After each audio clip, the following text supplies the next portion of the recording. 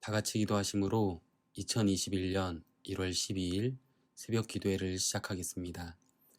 하나님 아버지, 우리에게 새 하루를 허락하시고 이 아침 말씀과 기도의 자리를 통해 예배할 수 있게 하여 주셔서 감사합니다. 이 하루가 우리에게 있어 감사할 수 있는 기도의 제목이 될 수 있는 시간 되기를 소망하오니 우리와 함께 하여 주셔서 우리가 가야 할 길을 인도하여 주시고 주어진 하루를 최선을 다해 살아가는 주의 자녀들 되게 하여 주시옵소서. 이 시간을 통해 우리에게 말씀하여 주시고 주시는 은혜를 통해 순종하는 하루 되게 하여 주시옵소서. 예수님의 이름으로 기도합니다. 아멘. 다같이 찬송가 324장 예수 나를 오라 하네, 통일 찬송가 360장 찬송하시겠습니다.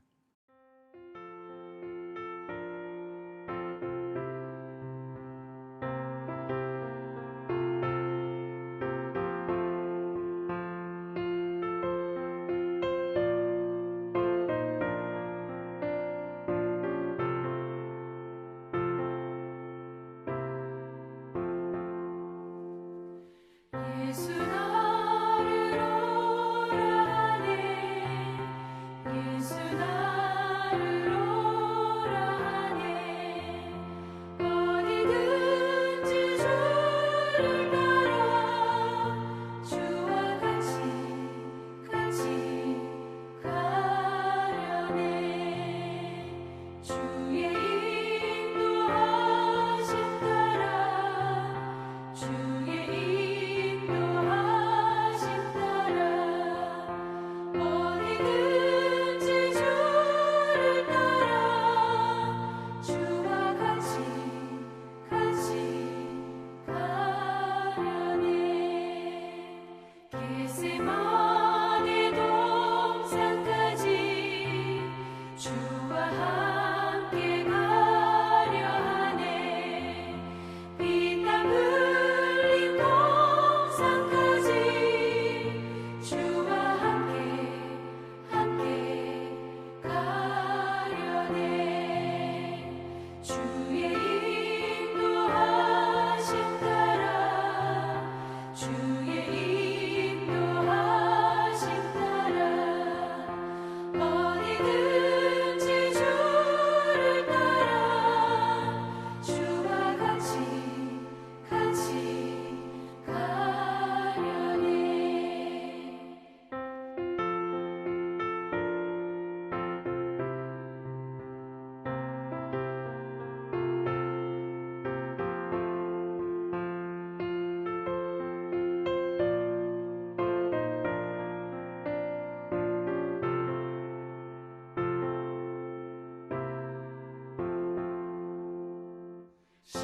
심판하실 자리까지 주와 함께 가려 하네 심판하실 자리까지 주와 함께 가려네 주의 인도하심 따라 주의 인도하심 따라 어디든지 주를 따라 주와 같이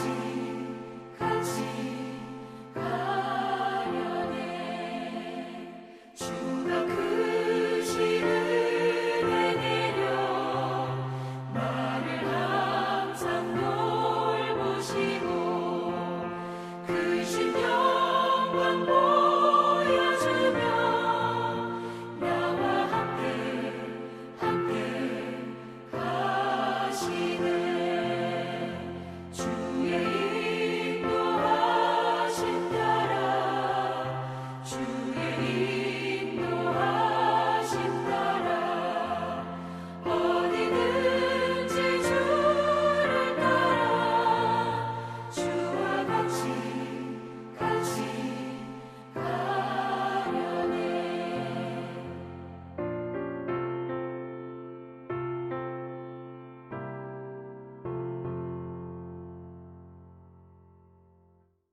이 시간 하나님께서 우리에게 주시는 말씀은 누가복음 5장 1절에서 11절까지의 말씀입니다.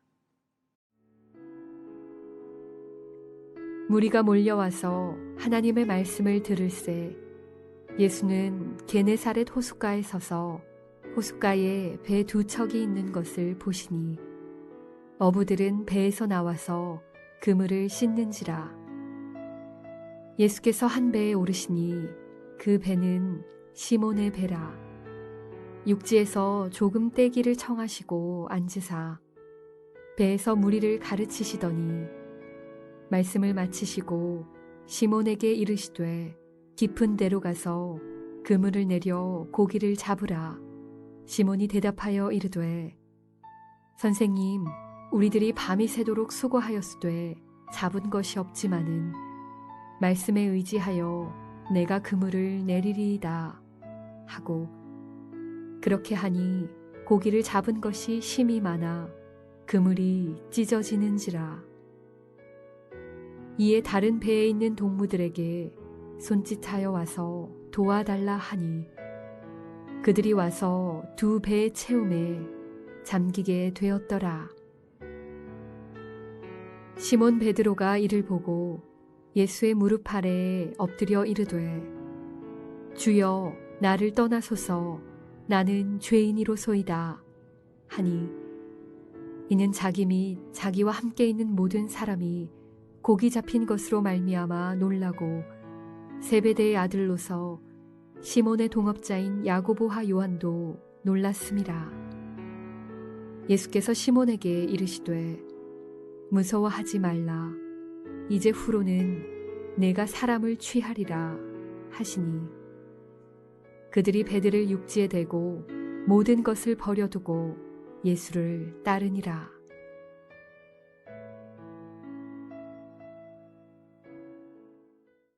누가복음에서는 예수님께서 가르치시고 고치시며 전파하셨던 사역이 4장에서 본격적으로 시작되었음을 보게 됩니다.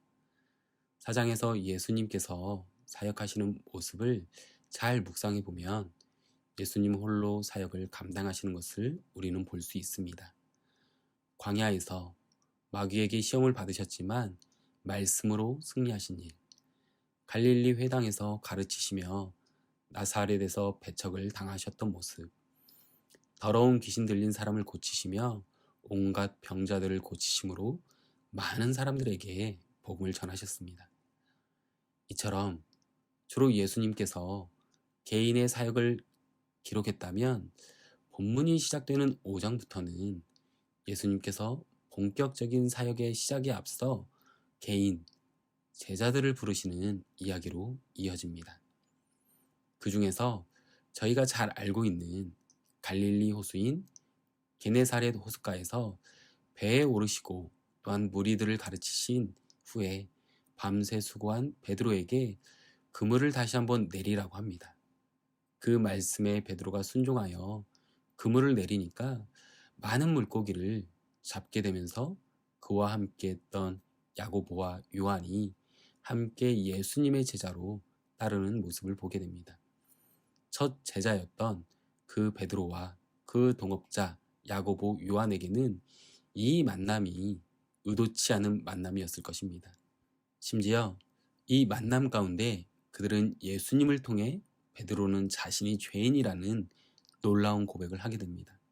하지만 이 모든 것이 그의 계획 가운데 만나시고 그들을 사람을 낚는 어부로 자신의 제자로 부르시는 분이 바로 예수님입니다. 그런 만남이 우리의 인생 가운데 있음을 우리는 알아야 합니다. 그렇다면 예수님께서 제자로 부르시는 베드로와 야고보, 요한을 통해 우리에게 주시는 교훈은 무엇입니까? 첫 번째, 자기가 맡은 일에 성실한 사람을 부르십니다. 게네사렛 호숫가에서 우리에게 말씀을 가르치시며 제자들을 찾고 계시던 예수님은요, 그곳에서 두 척의 배를 보십니다.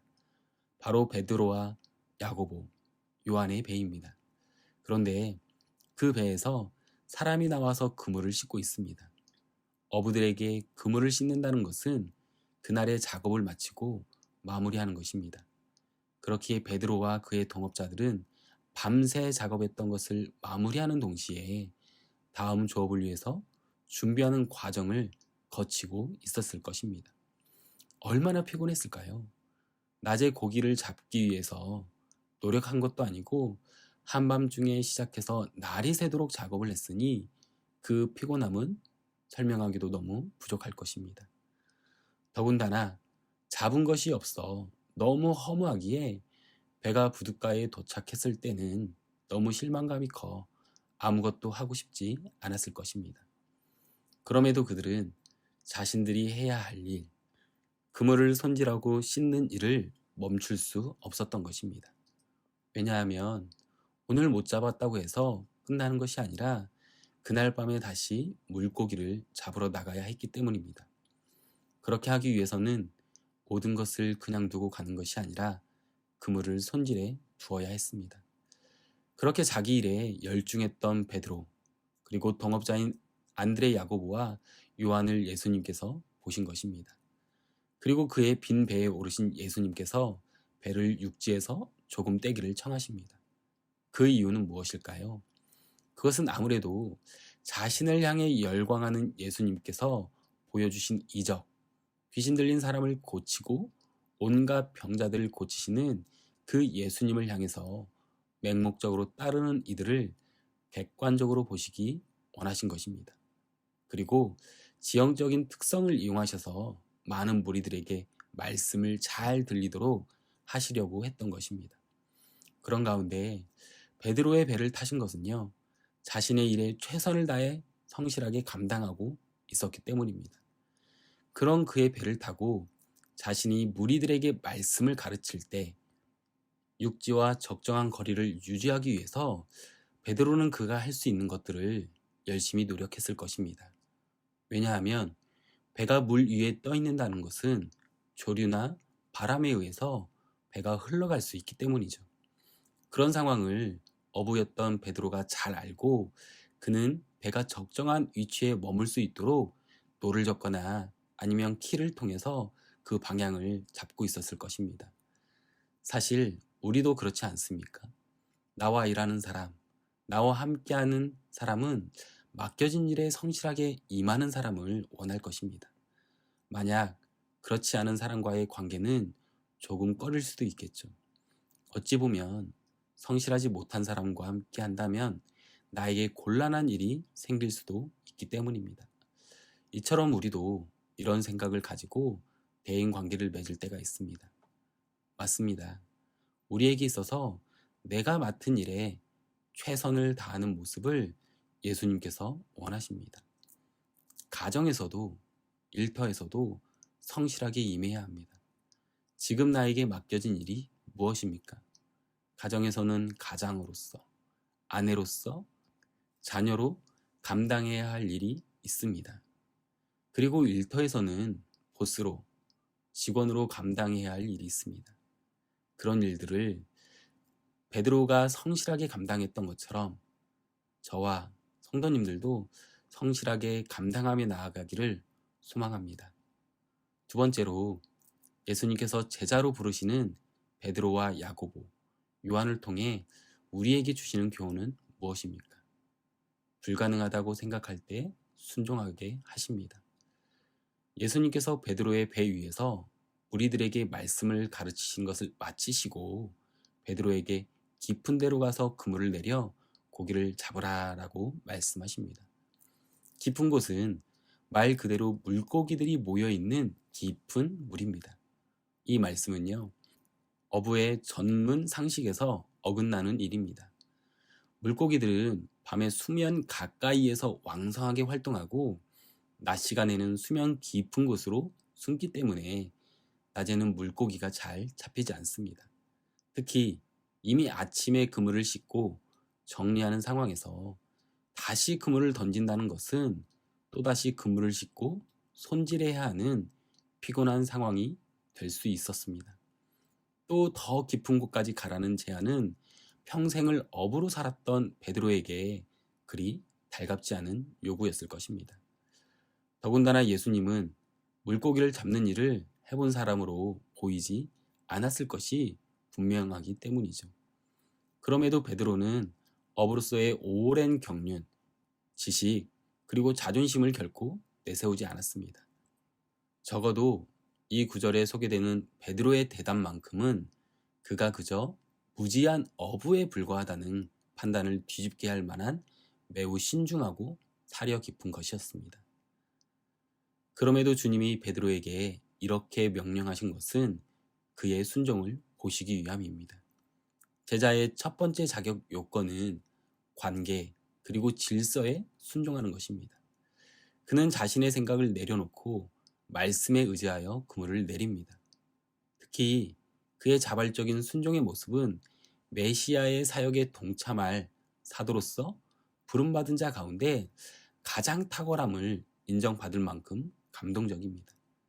그는 실수할 때도 많이 있었지만 누가복음 9장 20절에서 예수께서 이르시되 너희는 나를 누구라 하느냐 베드로가 대답하여 이르되 하나님의 그리스도이시다 하니 라고 고백하므로 제자 중에 예수님의 마음을 가장 잘 알아차린 인물이었습니다. 사랑하는 성도님, 말씀에 순종하고 계십니까? 순종이라는 것은 나를 내려놓는 것입니다. 특별히 불가능하다고 생각할 때 그마저도 주님은 가능케 하십니다. 솔직히 이 생각을 내려놓는 것이 가장 어렵지 않습니까? 하지만 예수님께서 불가능을 가능케 하시는 분임을 우리는 잊지 않고 살아야 합니다. 그것이 우리 믿는 자, 그리스도인으로서의 가장 큰 믿음입니다. 나의 연약한 믿음에 불가능하다고 생각할 때 가능케 하시는 하나님을 경험하며 순종할 수 있는 저와 성도님들 되시기를 소망하며 축복합니다. 마지막으로 예수님께서 제자로 부르시는 베드로와 야고보, 요한을 통해 우리에게 주시는 교훈은 무엇입니까? 죄인임을 고백함으로 생명을 살리는 자가 되어야 합니다. 깊은 곳으로 가서 그물을 내리라 하신 예수님의 말씀에 순종을 하게 된 베드로는 상식을 뛰어넘는 경험을 하게 됩니다. 잡은 물고기가 매우 많아서 그물이 찢어지고 심지어 두 배에 채우지만 배가 물에 잠기게 되었습니다.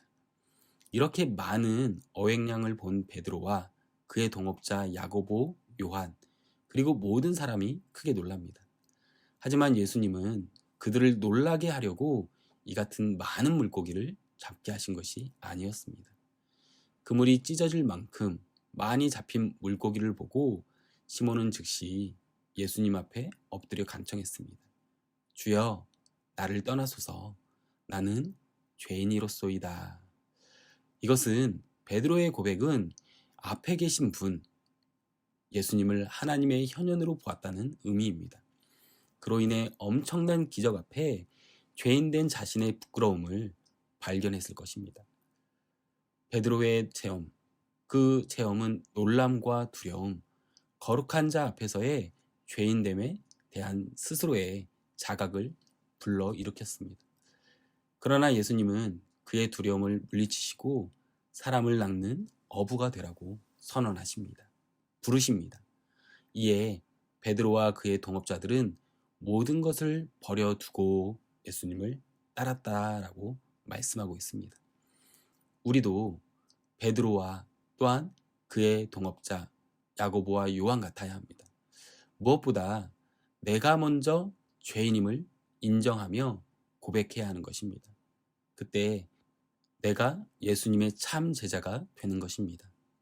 그리고 사람을 살리는, 생명을 살리는, 사람을 낚는 어부가 될 수 있는 것입니다.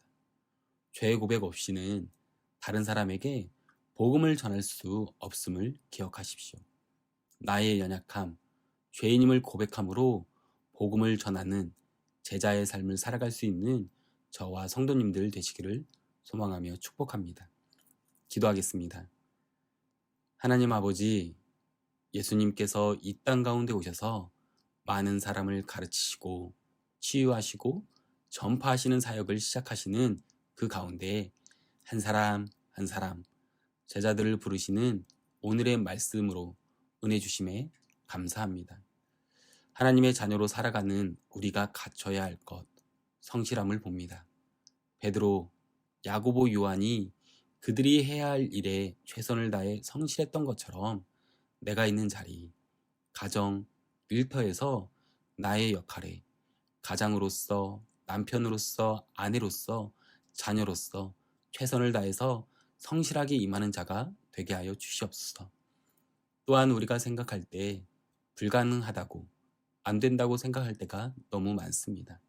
하지만 주님께서는 불가능함에도 가능케 하시는 분, 무에서 유를 창조하시는 분이심을 알고 믿습니다. 주님 말씀하실 때에 나의 생각을 내려놓고 순종하는 삶 살게 하여 주시옵소서. 베드로가 죄인임을 고백하며 사람을 낚는 어부로 예수님의 제자가 된 것처럼 나를 부르시고 택하신 주님, 나의 연약함을 보게 하시고 주님 앞에 회개하는 삶으로 생명을 살리는 자녀, 백성 되게 하여 주시옵소서. 예수님의 이름으로 기도합니다. 아멘. 오늘 이 시간 우리 함께 기도하실 때 기도하기 원하는 기도 제목을 나눕니다. 말씀을 기억하시며 나에게 맡겨진 일에 성실하게 감당함으로 순종하는 자가 될 수 있도록 주님의 제자로 나를 부르실 때 내가 먼저 복음 앞에 엎드려지게 하시고 죄인임을 알게 하셔서 고백하는 인생이 될 수 있도록 기도하겠습니다. 계속해서 기도하실 때 교회 공동체를 위해 기도해 주십시오. 계속해서 대면 예배가 이루어지지 못하고 있는데 이때 우리가 예배를 더 사모하는 공동체가 될 수 있도록, 그리고 건강의 질병으로 어려움 가운데 있는 김봉규 장로님, 이종찬 집사님, 김민정 집사님, 이은수 성도님, 정하늘 청년을 위해 온전한 회복을 위해 기도해 주십시오. 그리고 담임 목사님의 청빙 과정 가운데 하나님의 인도하심으로 모든 성도님들이 함께 기도하고 하나의 마음이 되어질 수 있도록, 연합할 수 있도록 기도해 주십시오. 그리고 주보에 나와 있는 중보기도의 제목과 각자의 개인 기도 제목을 위해 함께 기도하겠습니다. 기도하겠습니다.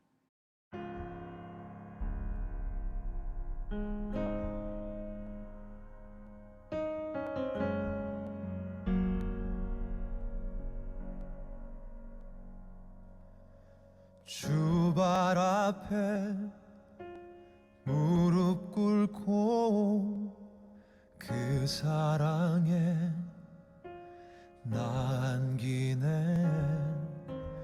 어떤 말도 그 어떤 소리도 그 발 앞에서 잠잠해지네.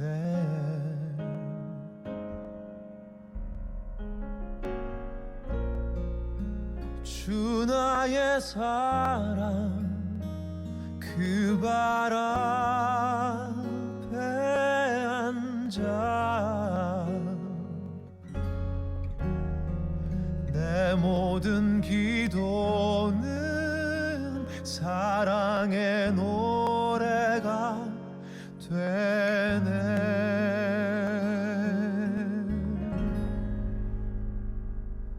주의 옷자락 만지며 주의 두 발을 씻기며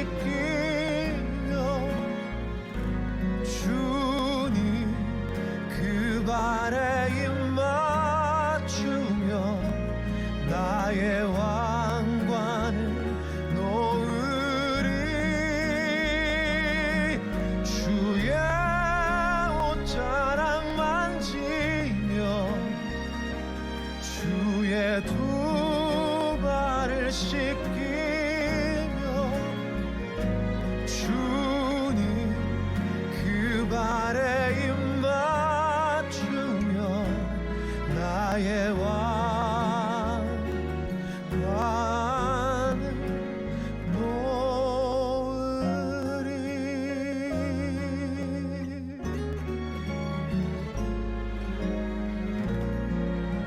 주 나의 사랑 그 발 앞에 앉아 내 모든 기도는 사랑의 노래가 되네.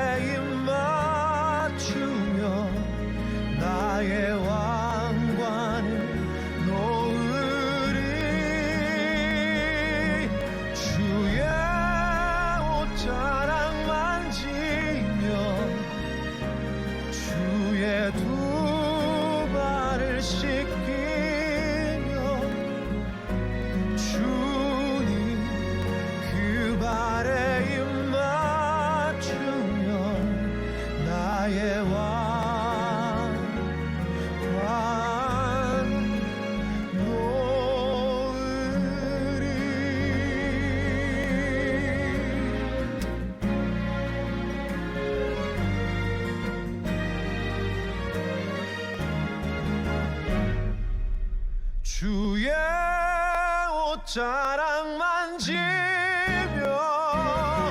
주의 두 발을 씻기며 주님 그 발에 입 맞추며 나의 왕관을 놓으리.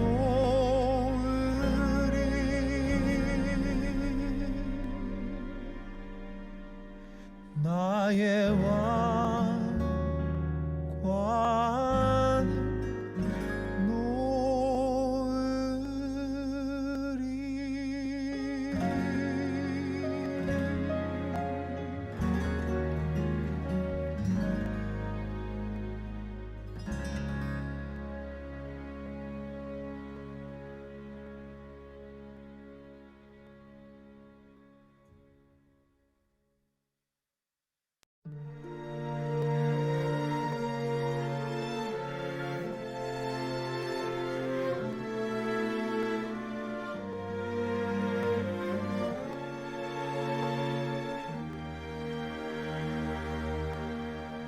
너 예수께 조용히 나가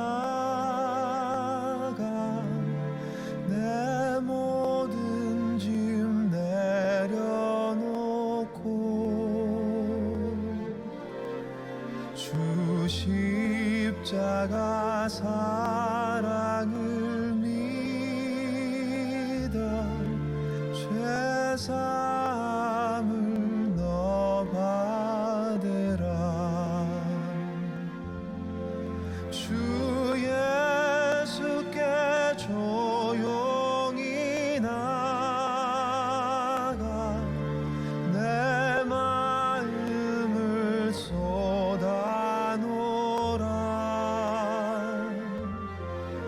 늘은 미리 보시는 주님 그 은혜를 베푸시리.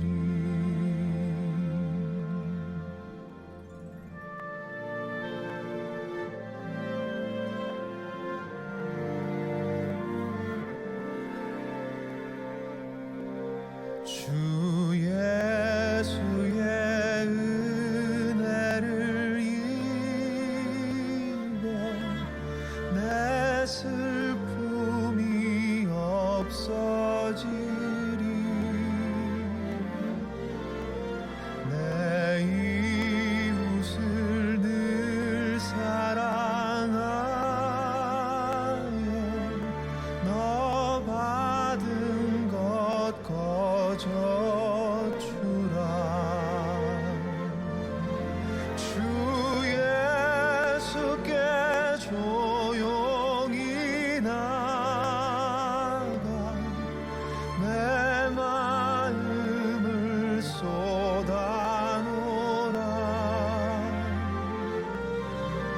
늘은 미리 보시는 주님 그 은혜를 베푸시리.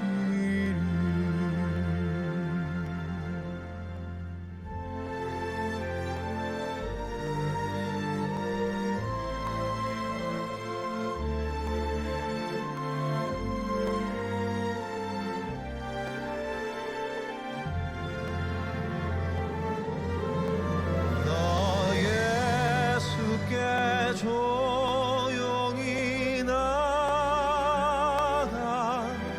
내 모든 짐 내려놓고 주 십자가 사랑을 믿어 죄사함을 너 받으라. 주 예수께 조용히 나가 내 마음을 쏟아놓으라. 늘은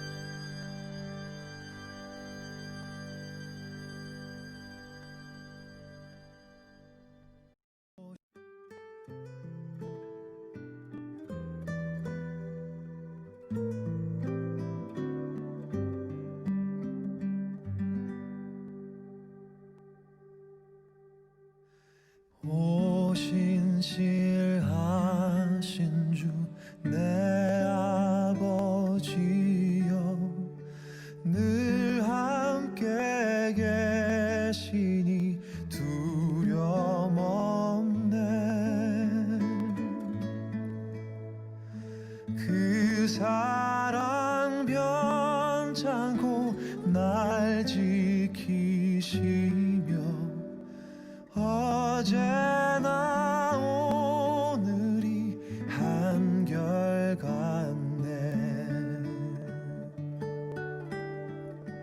오신실하신 주, 오신실하신 주, 날마다 자비를 베푸시며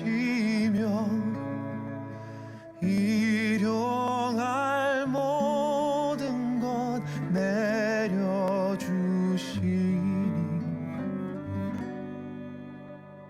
오신실하신 주 나의 구주.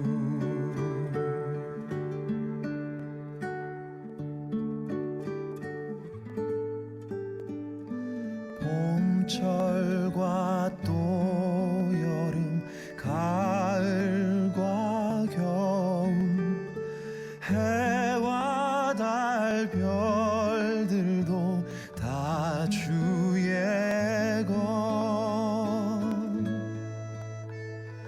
만물이 하나로 드러낸 증거, 신실한 주 사랑 나타내네.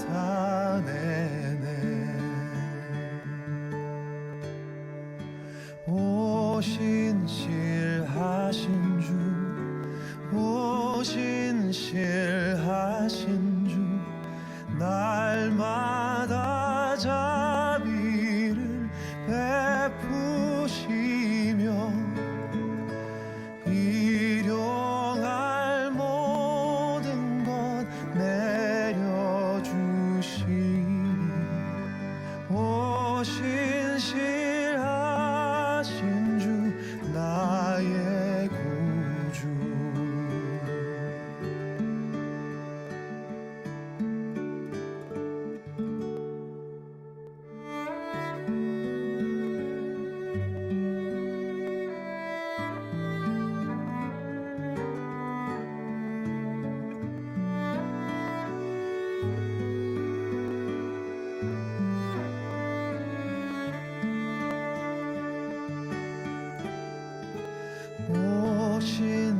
오신실하신 주, 오신실하신 주, 날마다 자비를 베푸시며 일용할 모든 것 내려주시니 오신실하신 주,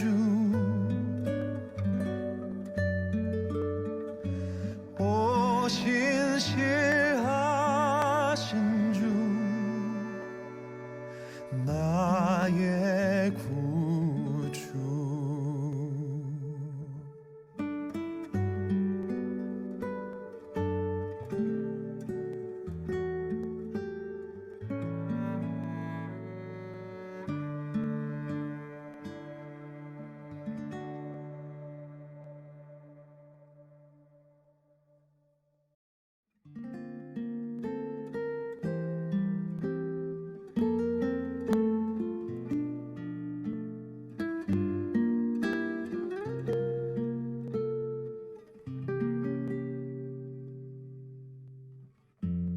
삶의 작은 일에도 그 맘을 알기 원하네. 그 길, 그 좁은 길로 가길 원해. 나의 자금을 알고 그분의 크심을 알며 소망, 그 깊은 길로 가길 원하네.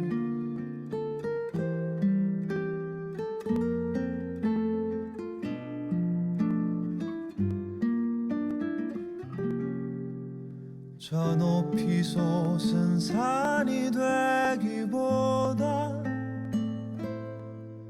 여기 오름직한 동산이 되길,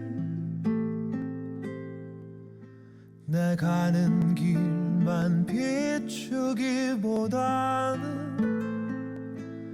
누군가의 길을 비춰준다면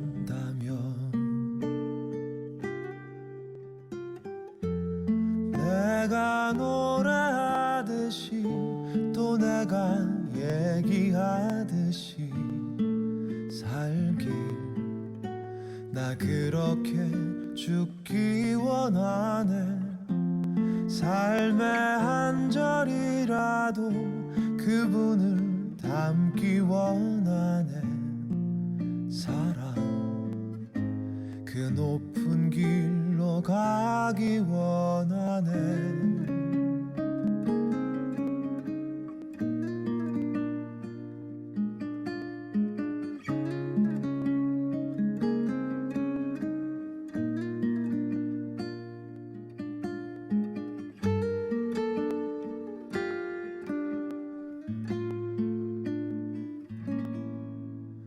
저 높이 솟은 산이 되기보다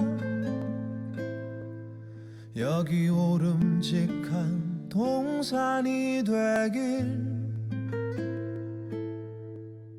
내 가는 길만 비추기보다는 누군가의 길을 비춰준다면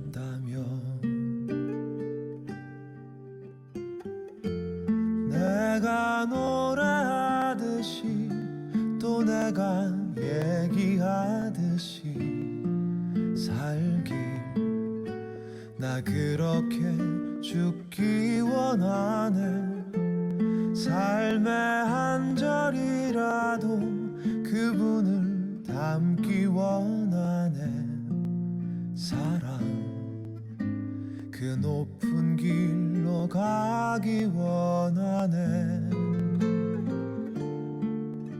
그 깊은 길로 가길 원하네 그 좁은 길로 가길